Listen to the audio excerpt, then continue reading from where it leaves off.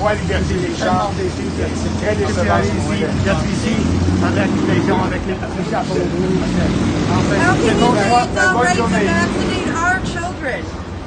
It's our children, not yours. They are our provinces. Doesn't matter. You don't even have children. They are not the state's children. That is absolutely against everything. You are a piece. You are absolutely. He doesn't even have children of his own. Globalists never have children of their own. You are absolutely disgracing parental rights here. You are a human rights violator. Thanks, Nick. Yeah, I'm a loon. Great comeback. Why don't you come with some philosophy? That's all he does is name call. Real? Instead of calling me names, why don't you? We can call names. You're a piece of shit. That's what we're standing for. Like a piece of shit Freedom on the is what we sidewalk. stand for. You just said the state owns your children. Hey, excuse me. You stand back if you like. I'm not moving. I'm not moving. You got a mask. You're protected. Thanks, You're Nick. good. You're protected here You're protected, too. right? You're good. Unmask our kids! What I'm looking forward to is watching your political perspective be utterly annihilated in the election coming up in a few weeks, and the people who are standing up for a genuine community. Yeah, because you got 1.6 billion of our dollars going to CBC. You just said the state owns your children. We have a We'll go. We'll go. We're out of here.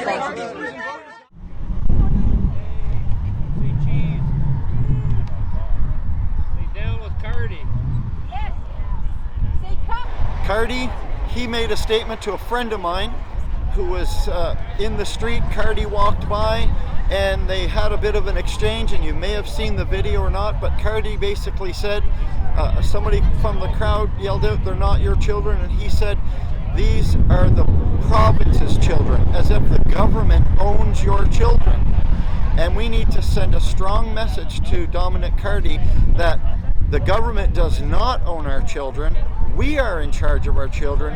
We decide what's best for our children. Only in a communist dictatorship do they say that the government owns your children. The government doesn't own anybody. Only we the people, when we stand up, can we put an end to the tyranny. So folks, I'm here, quite frankly, we're here for freedom.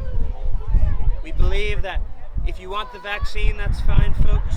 If you don't, that's fine as well. And we're here to talk to Dominic Cardy. We're having a Cardy party, as you can see here, folks. And we're coming here to open a dialogue, a conversation. We got a lot of freedom fighters here, great people, great people. We don't know! Cardy gotta go! We don't know! Cardy gotta go! Do you see people dropping dead in the streets?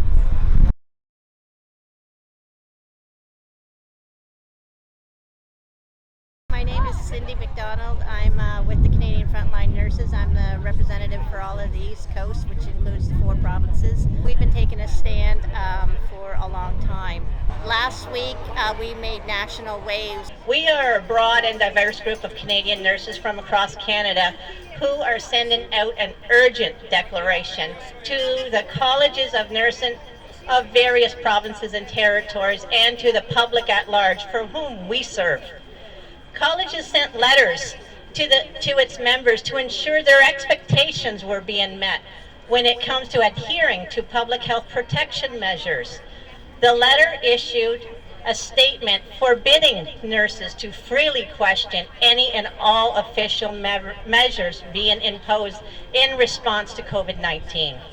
The college threatens nurses with punishment, investigation, and disciplinary action.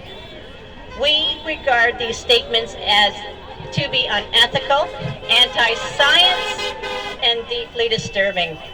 The George Dumont in Moncton, I've chosen that hospital specifically because it is high traffic flow. It is central to the province.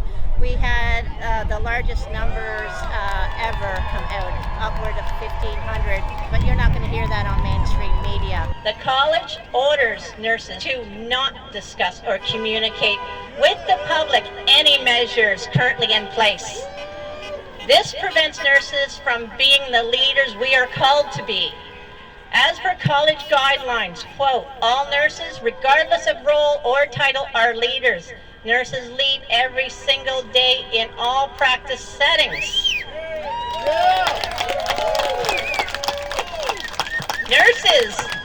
Nurses lead when they advocate for patients.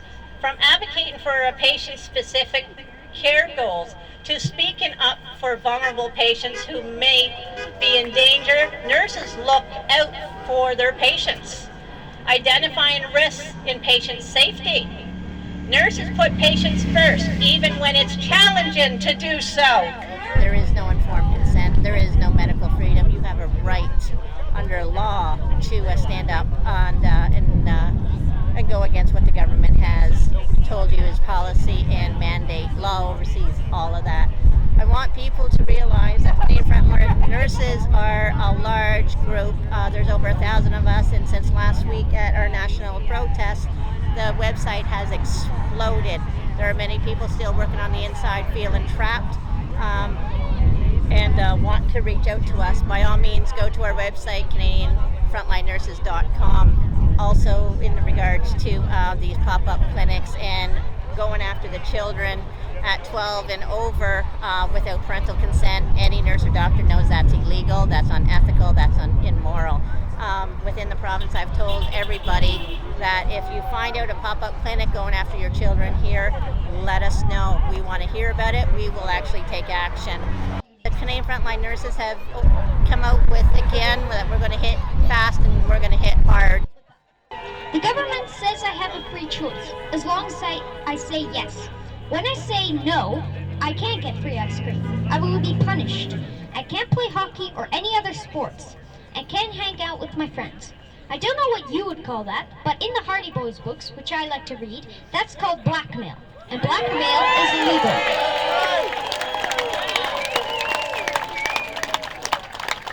The government wants us so badly to say yes that they were willing to use blackmail to do illegal things. I ask myself why? Why do they want us so badly to get a vaccine? They tell us we need to get the vaccine, but don't tell us what the side effects are. They don't tell us that if we are healthy, there is no risk of dying from COVID. No healthy children have died from COVID. The children that have sadly died from COVID were already badly ill. If we are healthy, we may get sick, but we get better again. They say we are old enough to decide if we want a vaccine, but they don't give us the information we need to take that decision.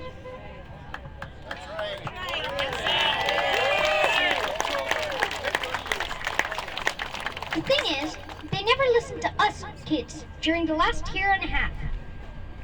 They never asked me how I felt about having to wear a mask, or suddenly, when school was closed. When my first concert I was meant to play guitar was cancelled. They never asked me how I felt when I suddenly couldn't play with any of my friends anymore. I wouldn't have minded if it had been 2 weeks or so, but now, we are a year and a half later, and I still get the sniffles. And if I get a sniffle or cough, they still act as if the world is on fire. Now we're being told that we spread disease and have to be afraid. We have to wear masks, sanitize all day, take tests, don't play with our friends, stop playing outdoors, stop hanging out with my friends.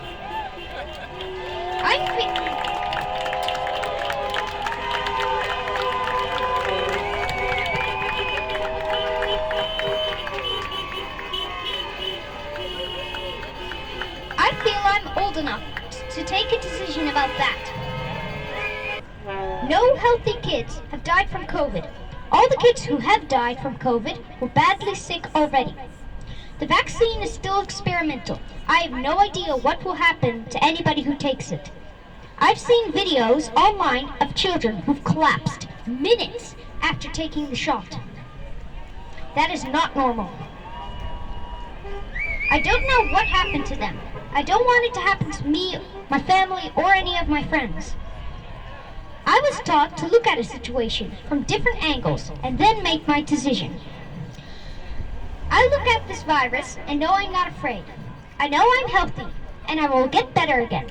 I'm also not worried about spreading a virus to my sisters because I know my mom does everything she can to make sure they can live happy, healthy lives.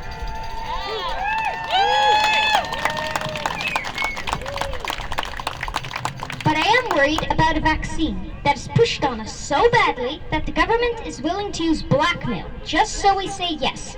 I'm going to say no.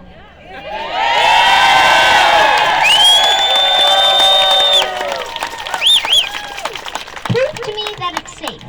Prove to me that I will not collapse or get side effects that are much worse than getting a virus from which I will recover. We are old enough to decide if we want to be experimented on.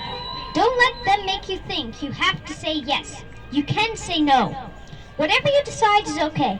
Nobody should be punished for deciding what is good for themselves. I want to play and hug my friends and play sports and be happy and healthy no matter what my decision is.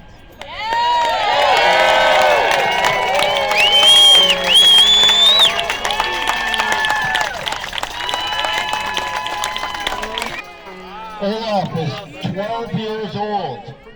I think he'd make a better prime minister than Justin Trudeau. At some point, we have to say that there's going to be a response by the vaccinated, by the enormous majority who've done the right thing, and that there's going to be a decline in tolerance for those who, for whatever reasons, endanger the lives of the people around them. And that's about where I am right now.